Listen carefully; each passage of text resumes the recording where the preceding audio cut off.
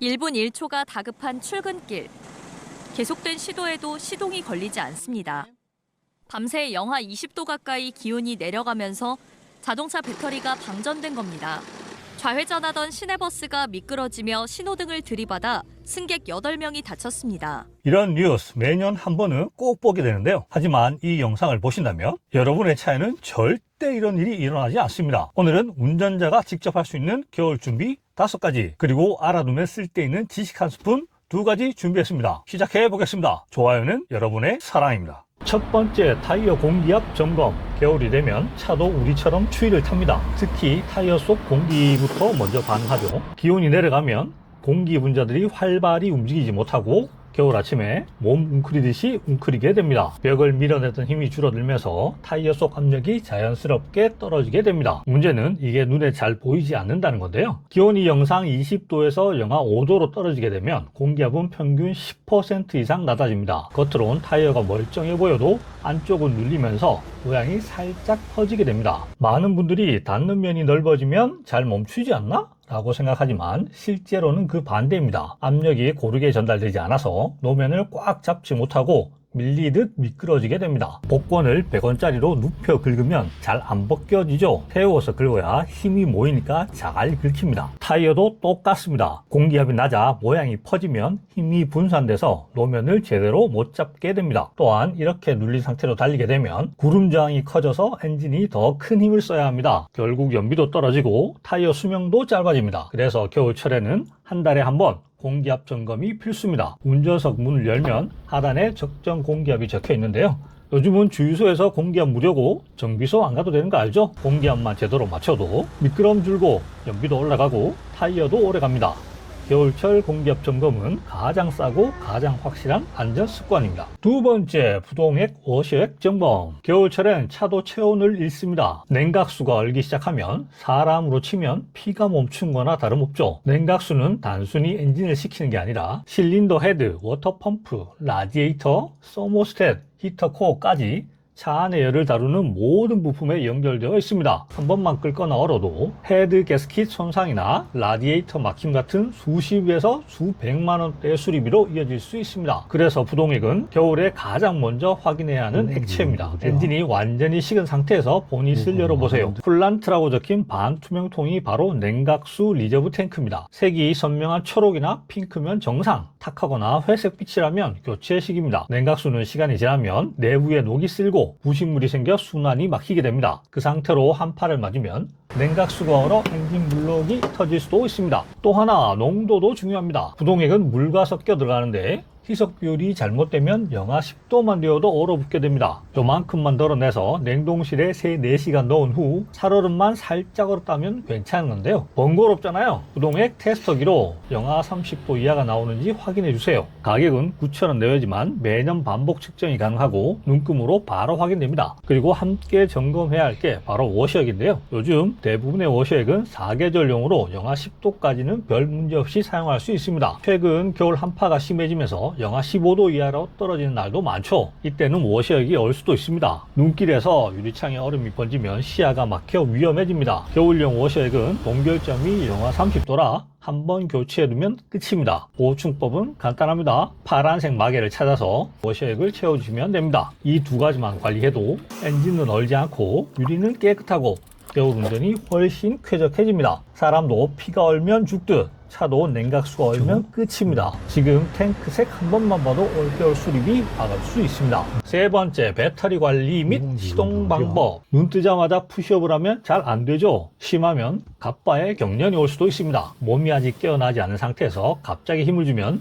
근육이 뻣뻣해져서 그런 건데요. 차도 똑같습니다. 준비 없이 바로 시동을 걸면 배터리와 스타터 모터가 동시에 과부하를 받습니다. 겨울엔 배터리 효율이 30% 이상 떨어지는데요. 그래서 한파 아침에 시동이 버벅대는 이유가 바로 이겁니다. 이럴 때 무리하게 스타트 버튼 누르지 마시고 키온 상태에서 3에서 5초만 대기해 주세요. 브레이크를 밟지 않고 버튼을 한 번만 눌러서 계기판 불빛이 들어온 상태로 만드는 겁니다. 이 짧은 5초 동안 전류가 안정되고 연료 펌프와 각종 센서가 준비를 마칩니다. 그 다음 시동을 걸면 훨씬 부드럽게 걸리고 전압이 전압이 12V대를 유지합니다. 시거잭 전압계로 비교해보면 바로 시동을 걸 땐 13V대로 떨어지지만 키온 후 5초 대기 뒤엔 14V 이상을 유지합니다. 이 습관 하나만 바꿔도 스타터 모터 수명은 1, 2년 늘고 겨울철 시동 불량 확률은 절반 이하로 줄어듭니다. 이미 배터리가 약하다면 휴대용 점프 스타트를 비상용으로 두세요. 충전 한 번이면 3에서 5회 시동이 가능하고 혼자서도 바로 연결해 쓸 수 있습니다. 그리고 혹시 스마트키가 방전됐다면 안에 들어있는 보조키로 문을 열고 시동 버튼에 키를 대서 눌러보세요. 내장 칩이 차량과 통신에 정상적으로 시동이 걸립니다. 겨울엔 추위보다 방전이 더 무섭습니다. 시동 전 5초. 그게 배터리를 살리는 시간입니다. 네 번째, 예열 꼭 필요한가? 겨울이 되면 운전자들 사이에서 꼭 나오는 질문이 있습니다. 요즘 차는 예열 안 해도 된다는데 진짜야? 시동 걸자마자 바로 출발해도 되는 건가? 결론부터 말하면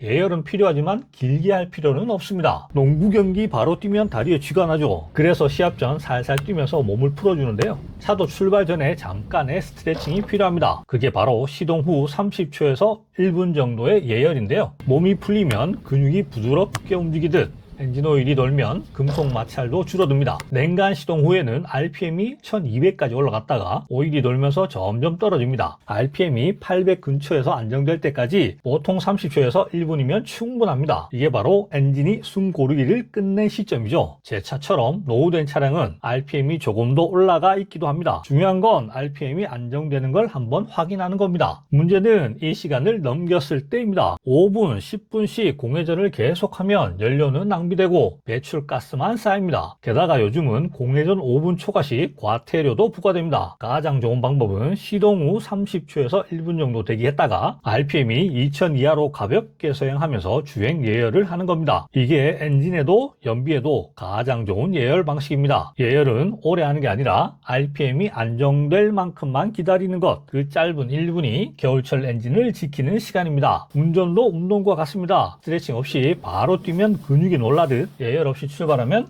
엔진이 먼저 놀랍니다. 마지막 5번째, 트렁크 비상용품. 공항 도착해서 여권 두고 왔다는 걸 깨닫는 순간 머리가 하얘집니다. 돌아가야 한다는 걸 알면서도 설마 내가 이걸 놓칠 줄이야 싶죠. 겨울에도 똑같은 순간이 있습니다. 눈 오는 날 시동이 안 걸리고 손은 얼고 구조차는 오지 않을 때, 그때 필요한 건 기술이 아니라 준비입니다. 오늘은 제가 직접 준비한 트렁크 한 칸으로 끝내는 한파 생존 세트 4가지를 소개합니다.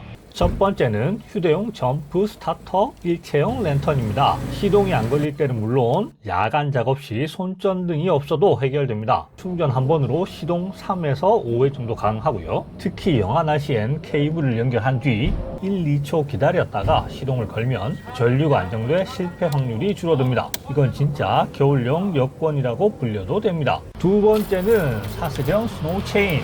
한파보다 무서운 건 눈길의 무력감인데요. 한번 미끄러지면 브레이크도 핸들도 소용없죠. 직물 체인보다 장착은 조금 번거롭지만 그립력과 제동력은 확실합니다. 한 번만 미리 꺼내서 장착 연습해두세요. 실전에서 맨손으로 하면 손끝이 바로 얼어붙습니다. 그래서 필요한 세 번째는 방한 장갑. 체인을 끼우거나 점프 스타터 연결할 때 손이 굳으면 아무것도 못합니다. 두꺼운 장갑보다 손가락이 움직일 수 있는 타입이 제일 좋습니다. 마지막으로 담요 한 장. 눈길에 갇히거나 견인을 기다릴 때 차 안 온도를 지켜주는 건 히터가 아니라 이건데요. 히터는 꺼질 수 있지만 담요는 끝까지 남습니다. 이 4가지를 다 챙겨도 10만 원이 안 드네요. 하지만 한 번이라도 없어서 고생해본 사람은 압니다. 이건 사치가 아니라 생존 장비라는 걸. 겨울 비상용품은 여권이랑 같습니다. 막상 없으면 그날 모든 계획이 멈추게 됩니다. 지식 한 스푼. 이거 알고 나면 진짜 편해집니다. 첫 번째, 앞유리 김서림 제거. 운전 중 앞유리가 뿌옇게 서릴 때 대부분 히터 온도를 더 올리죠. 추워서 그런가 하면서 말이죠. 그런데 김서림의 원인은 온도가 아니라 습도입니다. 따뜻한 공기가 유리 안쪽에 닿으면서 수증기로 변해서 생기는 거라 아무리 뜨겁게 틀어도 습기가 빠지지 않으면 김은 계속 생깁니다. 그래서 정답은 단 하나. 그럴 땐 이렇게 해보세요. 먼저 이렇게 생긴 버튼을 누르면 최대 송풍 모드로 전환되면서 바람이 자동으로 앞유리로 향합니다. 여기에 에어컨 버튼이 함께 켜져야 공기 속 수분이 빠르게 제거됩니다. 에어컨이 찬바람을 만드는 게 아니라 공기에서 습기를 빨아들이는 제습기 역할을 하기 때문이죠. 요즘 나오는 대부분의 차량은 프론트만 눌러도 에어컨 버튼이 자동으로 켜집니다. 하지만 수동식 공조 차량은 프론트만 눌러서는 방향만 바뀌게 되고 제습은 작동하지 않기 때문에 에어컨 버튼을 직접 눌러줘야 합니다. 한겨울에도 에어컨은 냉방이 아니라 제습용으로 작동합니다. 연비에 거의 영향이 없으니 걱정 안 하셔도 됩니다. 앞유리 김서림은 온도 싸움이 아니라 습도 싸움이 되겠습니다. 두 번째, 연료 게이지 4분의 1 이하 왜 위험할까? 겨울엔 연료 게이지를 4분의 1 이하로 두지 마세요. 요즘 차량의 연료 탱크는 대부분 플라스틱 재질이라 옛날처럼 녹이 슬진 않습니다. 하지만 그렇다고 결로가 생기지 않는 건 아닙니다. 이밥 시스템이 작동해 외부 공기가 필터를 통해서 천천히 들어옵니다. 문제는 이 공기 속에도 수분이 들어있다는 겁니다. 밤새 기온이 떨어지면 이 수분이 식으면서 탱크 안쪽 벽면에 미세한 물방울로 맺힙니다. 그게 바로 응축수입니다. 응축된 물은 연료보다 무거워서 바닥에 깔리게 되고 시간이 지나면 연료와 섞여 연료 필터를 막거나 연료 펌프를 손상시킬 수 있습니다. 특히 한겨울엔 이 수분이 얼어버려 시동이 더디거나 주행 중 엔진이 덜덜덜 거릴 수도 있습니다. 또한 주유소 연료 자체에도 미세한 수분이 섞여 있기 때문에 탱크 잔량이 적을수록 상대적으로 물의 비율이 높아지는 구조가 됩니다. 연료 게이지가 3분의 1 이하로 떨어지기 전에 보충하세요. 조금 무겁더라도 탱크를 반 이상 채우는 게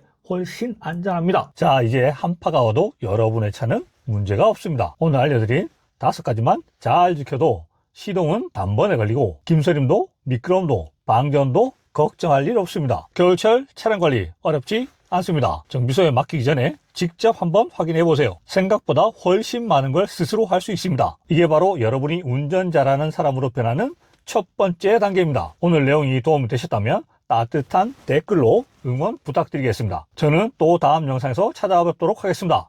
지금까지 보카로우의 차주였습니다. 감사합니다.